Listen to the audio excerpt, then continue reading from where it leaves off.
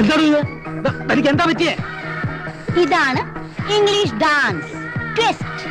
ഇത് ഇംഗ്ലീഷ് ഒന്നും അല്ല, തനി നാടൻ വെളിച്ചപ്പാട് തുള്ളൽ എന്നതിന് പേര്. കിടന്ന് ചാടിയിട്ട് പിത്തമുഴ ഇളയാൽ പിന്നെ എനിക്കാ ജോലി. ഒരു കുഴപ്പമില്ല, നല്ല എക്സസൈസും കൂടിയാണ്. You will become very slim.